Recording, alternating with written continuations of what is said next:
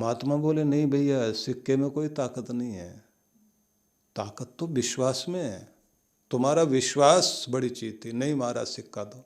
उन्होंने सिक्का दे दिया। सिक्का लिया तो उलट पलट के देखा, दोनों तरफ हेड ही हेड था, टेल तो थी नहीं उसमें। बोले ये कैसा सिक्का? बोले जीत का सिक्का यही है जिसमें दोनों तरफ एक ही बात हो, जीत जीत जीत, हारने की बात ही ना हो।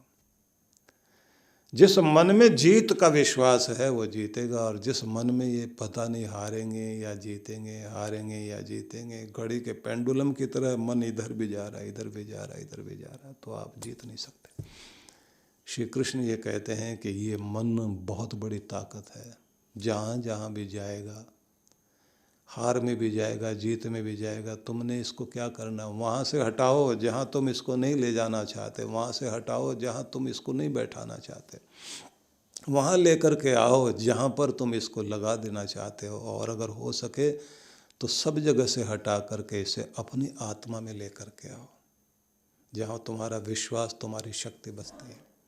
यहाँ अगर तुम इसको लेकर के आओगे तो तुम अपने अंदर की ताकत को पहचानोगे, कुछ बन सकोगे, कुछ कर सकोगे। नहीं तो हाथ से समय निकल जाएगा।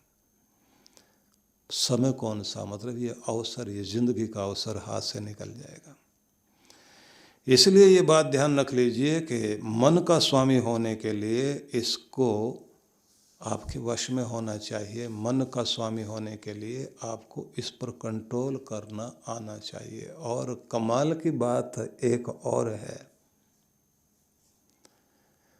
इसे हटाना और लगाना दोनों टेक्निक आनी चाहिए आपको, सिर्फ लगाना ही नहीं आना चाहिए। बड़ी मुश्किल बात तो यह है कि बच्चे की तरह मन को, जैसे बच्चे को लेकर जाते हैं, बहलाकर, समझाकर, पुचकार कर, प्यार देकर उसे आप लेकर जाते हैं और कहीं किसी काम में लगा दें, उसमें उसे रस आने लग जाए और उसमें वो गुम होकर आनंद लेने लग जाए, तो अब वहाँ से हटाना बड़ा मुश्किल है। हटाओगे तो वो चीखेगा, चिल्लाएगा, मैं तो नहीं यहाँ से जाऊँगा, मैं तो इस चीज़ को नहीं छोड़ूंगा।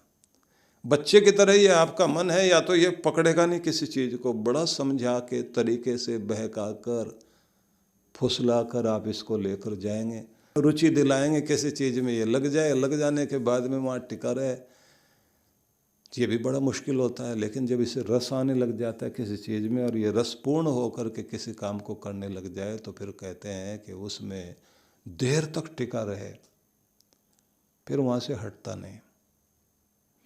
बहुत सारी ऐसी चीज़ें हैं जिनकी लगन लग जाए, जिनका नशा लग जाए, तो फिर व्यक्ति उसको छोड़ता नहीं। श्री कृष्ण ये कहते हैं कि मन को टिकाना भी आना चाहिए, और जहाँ मन जड़ पकड़ ले, जहाँ मन जो है ऐसा जम जाए कि वहाँ से हटे ही नहीं, तो वहाँ से तुम्हें इसे हटाना भी आना चाहिए। दोनों चीज़ों से पता लगता है कि अब तुम खुद के मालिक बन गए। हम लोग ऐसे चीज़ों को पकड़ के बैठ जाते हैं कि उनको छोड़ते नहीं ज़िंदगी भर। इसी को कहते हैं अटैचमेंट हो जाना, संग दोष का पैदा हो जाना। संगात जायते कामा, कामात क्रोधो विजायते। फिर उससे वो कामनाएं उत्पन्न होती हैं, न जाने कितने सपने देखने लग जाते हैं शेख चिल्ली की तरह से। ये एक गड़ा घी का लेकर जा रहा हूँ, 1 रुपया मिलेगा, दूसरा फेरा और लगाएंगे, 2 मिलेंगे, दिन में जो है 100 फेरे करके 100 रुपये तो कमा ही लेंगे। 100 रुपये हो गए तो उसके बाद तो फिर जो है कुछ और बिजनेस करेंगे, बकरियां ही पाल लेंगे, उनसे फिर बच्चे हो जाएंगे, उनके गव में पाल लेंगे, और फिर वो हो गई तो उसके बाद तो फिर डेयरी फार्म खोलेंगे, और डेयरी फार्म खोल लिया तो उसके बाद तो एक बहुत बड़े डेयरी, और फिर उसके बाद अमूल वालों की तरह से एक बड़ी फैक्ट्री लगाएंगे। अब आप सोचिए कर क्या रहा है वो, घड़ा सिर पर लेकर जा रहा है घी का। जिसने मजदूरी देने के लिए कहा है वो सेठ भी पीछे पीछे चल रहा है। वो कह रहा है कि मेरी दुकान तक घड़े को संभाल कर लेके जाना, 1 रुपया दे दूंगा तुम्हें। अब ये अमूल की फैक्ट्री तक खोलने को तैयार हो गया, घड़ा लेके जा रहा वहाँ से वहाँ तक, और साथ में कहता है शादी करूँगा। शादियां भी दो दो बता रहा है, दोनों के दो तरह के बच्चे होंगे, और एक बच्चा बहुत प्यारा होगा और एक बच्चा जो है शरारती होगा, एक सिर पे चढ़ जाएगा। तो उसको एक को तो डांटना पड़ेगा, एक को समझाना पड़ेगा, तीसरा और कूद के आ सकता है तो थप्पड़ मारना पड़ेगा। और ऐसे कह के जैसे उसने जो गर्दन को झटका दिया, घड़ा गिर गया। घड़ा जैसे गिरा, सारा घी बिखर गया मिट्टी में। सेठ माथा पीटे, कितना बड़ा नुकसान कर दिया तूने। जितने जोर से वो माथा पीट रहा था शेख चिल्ली, उससे भी ज़्यादा जोर जोर से माथा पीटे। सेठ थोड़ा रोए और वो ज़्यादा रोए। सेठ ने कहा कि मेरा तो 100 रुपये का घड़ा तूने खराब कर दिया, मैं तो इसलिए रो रहा हूँ। बोले तुम तो छोटी सी बात पे रो रहे, मेरा तो खानदान ख़त्म हो गया, अभी फैक्ट्रियाँ नष्ट हो गई है। तो तेरा तो बहुत थोड़ा नुकसान हुआ, मेरा तो बहुत कुछ बर्बाद हो गया। मन कहीं टिक जाए, कितनी कल्पनाएं करके कहाँ कहाँ आपको लेकर चला जाएगा, कहाँ भटका देगा, क्या क्या चीज़ें जोड़ देगा। हटा सकते आप वहाँ से। रोज़ रोएगा, रोज़ माथा पीटेगा, रोज़ चिल्लाएगा, ये था मेरे पास, वो था, मेरा सब कुछ तबाह हो गया। इसलिए ये बात ध्यान रख लेना, वो चाहे मुंगेरी लाल के हसीन सपने हो या शेख चिल्ली के सपने हो या किसी के भी हो, आपका किसी भी कार्य को विश्वास रखकर उसको करना और उसके लिए एक एक्शन प्लान बनाना, वो तो एक चीज़ अलग हो सकती है। लेकिन जब आप किसी जगह मन को टिकाकर और उसके गुलाम बन करके अपनी ज़िंदगी को सिर्फ जो है लॉटरी लग जाए और मैं रातों रात अमीर हो जाऊं और मेरी ज़िंदगी में सारी खुशियां आ जाएं, इस तरह के सपने देखने वाले लोगों की अगर लॉटरी लग भी जाएगी तो भी उनकी ज़िंदगी में समृद्धि नहीं आती, क्योंकि समृद्धि का ब्रेन उनका होता ही नहीं। धन कमाने का ब्रेन उनका है नहीं, धन टिकाने का ब्रेन उनका नहीं है, उस तरह की उनके अंदर वो काबिलियत है ही नहीं। अगर उनको संयोग से कोई चीज़ मिल भी जाए तो टिकेगी नहीं। इसलिए ज़्यादातर लोग ये कहते हैं कि गुरु की कृपा से अगर हमारी ज़िंदगी में भक्ति आ भी जाए तो भी भगवान से आशीर्वाद मांगना चाहिए कि भगवान हमारी भक्ति टिके। हमने अगर कोई चीज़ सीख भी ली, जान भी ली है, तो उस जानकारी का लाभ हम जिंदगी में ले सकें, भगवान ये आशीर्वाद हमें दें। नहीं तो आप, बहुत सारे लोग दिमाग में लाइब्रेरी लेकर घूम रहे हैं, इतनी बड़ी लाइब्रेरी है दूसरों को प्रभावित करने के लिए, लेकिन नहीं लाभ ले पाए जिंदगी में। हमारा ज्ञान हमारे लिए टिके, हम उसका लाभ ले सकें, हमारी ज़िंदगी को बनाने वाला बने, हमारा धन हमारे लिए लाभ देने वाला बने। यही तो नारद ने प्रश्न किए थे युधिष्ठिर से, कच्चित्ते सफला वेदा कच्चित्ते सफलम श्रुतम। बड़े बड़े शास्त्र पढ़ लिए, वेद शास्त्र पढ़ लिए, तुम्हारा ज्ञान सफल हुआ, उसका लाभ लिया, या फिर ये जानकारी के लिए स्मृति मात्र तुम्हारे दिमाग में है। कच्चित्ते सफलाधारा कच्चित्ते सफलम धनम। परिवार है तुम्हारे पास, सफल हुआ, उसमें सुख शांति प्रेम की समृद्धि है या नहीं है। कच्चित्ते सफलम धनम, धन तुम्हारी जिंदगी में सफल हुआ, उसने तुम्हें खुशियां दी, आराम दिया और वहां पहुंचने का रास्ता दिया जहां तक जाने के लिए तुम दुनिया में जन्म लेकर के आए हो। एक बड़ा अद्भुत संदेश है, महाभारत ग्रंथ को अगर आप पढ़ें तो वहाँ पर बहुत अच्छे से समझाया गया। तो मैं आपको ये बताना चाहता हूँ कि आपके शरीर के अंदर आपकी इंद्रियों के पीछे एक और शक्ति है जिसे मन कहते हैं, और मन के पीछे एक और शक्ति है जिसको बुद्धि कहते हैं, और बुद्धि के पीछे आपका अहम तत्व, वह ताकत जिससे आप अपनी पर्सनैलिटी को ये मानते हैं कि ये मैं हूँ। वो अहम तत्व का होना भी जिंदगी में बहुत जरूरी है। उसका मतलब अहंकार अभिमान नहीं है। वो टूटते ही आप डिप्रेशन में जाते हैं। जब वो टूट जाता है कि मैं तो कुछ रहा ही नहीं, मैं तो तबाह हो गया, मेरे पास तो कुछ भी नहीं रहा, दीनता जब आती है तो आपका अहम तत्व गलता है। जब आपका आत्म गौरव जागता है कि हम कुछ हैं, देश का गौरव, राष्ट्र की अस्मिता, जब कोई एक कम्युनिटी अपने आप को कहती है हमारी कौम बहादुरों की कौम है, ये उस जाति की अस्मिता है। यह आपको उठाती है। तो एक शक्ति वो है आपके पास।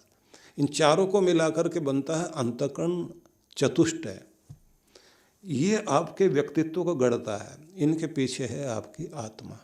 लेकिन यहाँ जो विचार हो रहा है वो मन के बारे में हो रहा है। मन के संबंध में ये बताया जा रहा है, मन के हारे हार है, मन के जीते जीत। मन जो है आपकी बहुत बड़ी शक्ति है। इसे लगाना भी सीखिए और हटाना भी सीखिए।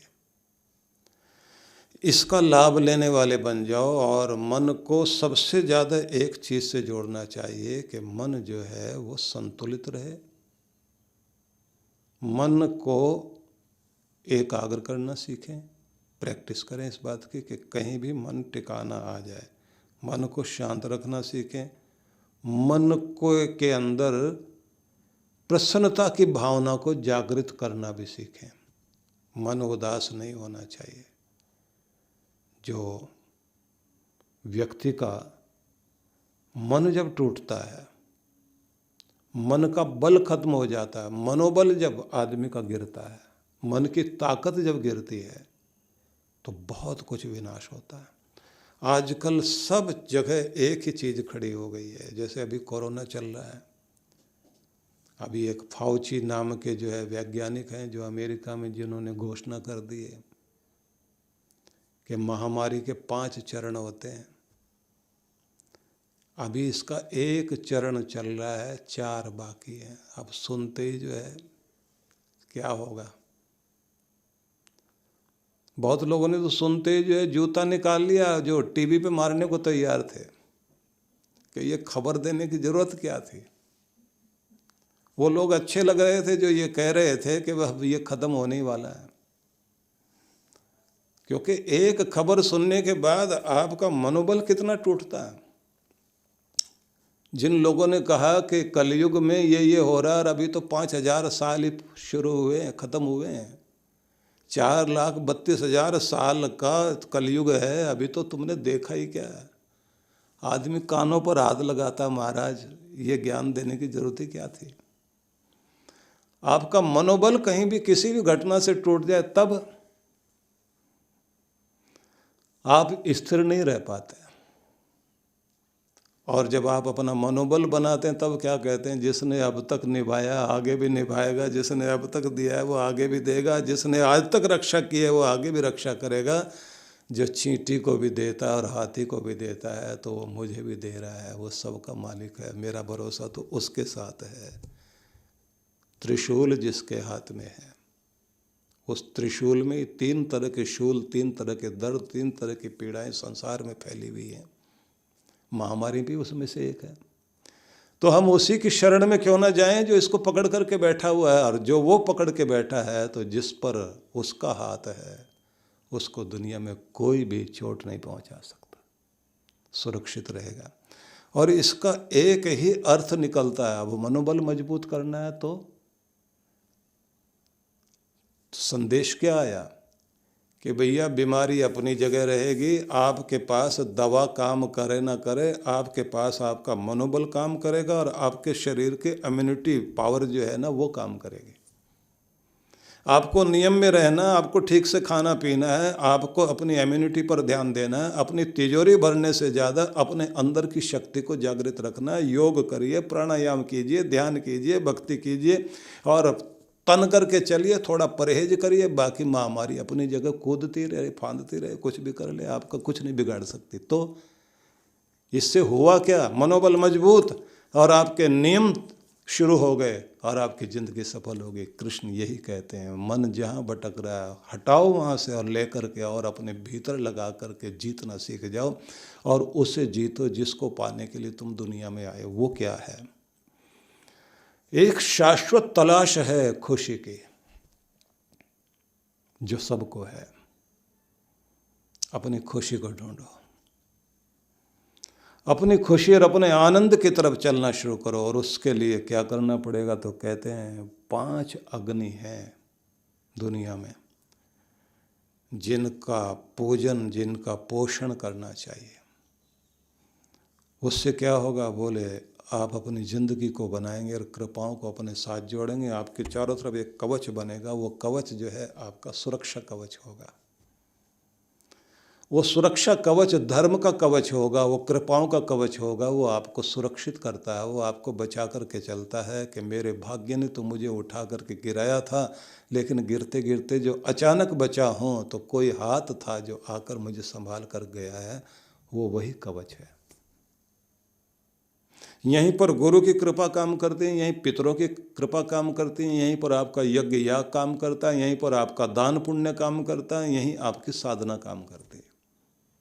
भारतीय संस्कृति यज्ञ की संस्कृति है और इस संस्कृति में सब कुछ प्राप्त करने के लिए यज्ञ करने का विधान माना गया है। आनंद धाम आश्रम में प्रत्येक वर्ष की तरह इस बार भी श्री गणेश लक्ष्मी यज्ञ का आयोजन है, जिसका अर्थ हुआ कि शक्ति भी, सुमति भी और समृद्धि भी, तीनों शक्तियों को, तीनों कृपाओं को, तीनों प्रकार के आशीर्वादों को प्राप्त करने का एक सुंदर अवसर हमें आज के इस माहौल में, इस दौर में बहुत आवश्यकता है। मनोबल भी बढ़े, धन बल बढ़े, जन बल बढ़े, संगठन बल भी बढ़े, बुद्धि बल भी बढ़े, ये सारी शक्तियाँ हमारे पास हो और हम अपनी आंतरिक शक्ति से भी युक्त हों कि जिससे परिस्थितियों को पार भी कर सकें और अपने सौभाग्य को अपनी ओर खींच भी सकें।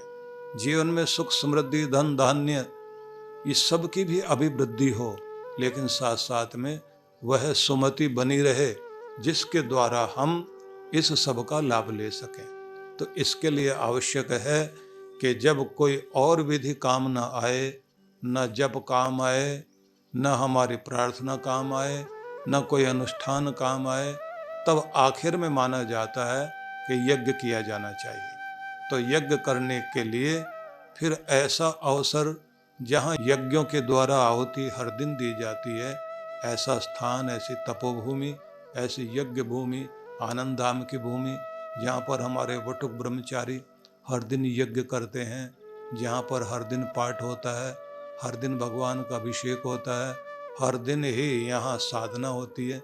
ऐसी गुरु भूमि में प्रत्येक वर्ष यज्ञ होता है और उस यज्ञ में भी जब गणपति भगवान का भी यज्ञ हो रहा है, लक्ष्मी माता का भी यज्ञ हो रहा है, तो ऐसे में हमें एक अवसर और मिलेगा कि हम अपने श्री यंत्र की प्राण प्रतिष्ठा भी करा सकेंगे।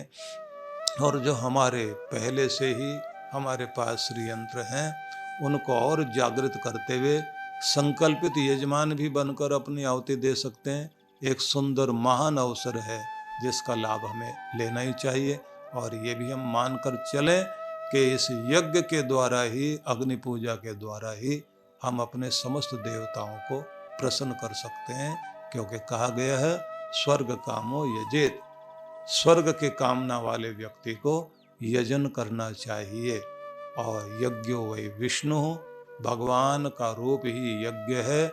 आहुति दी गई, भगवान को प्राप्त हुई, भगवान प्रसन्न हुए और आपने प्रार्थना की, उन्होंने तथास्तु कहा, तो आपका काम बन गया। तो सभी के लिए बहुत बहुत मंगल कामनाएं। आमंत्रण स्वीकार कीजिए और आप पधारिए। निश्चित रूप से आप इसका लाभ ले सकेंगे। मंगल कामना करता हूं।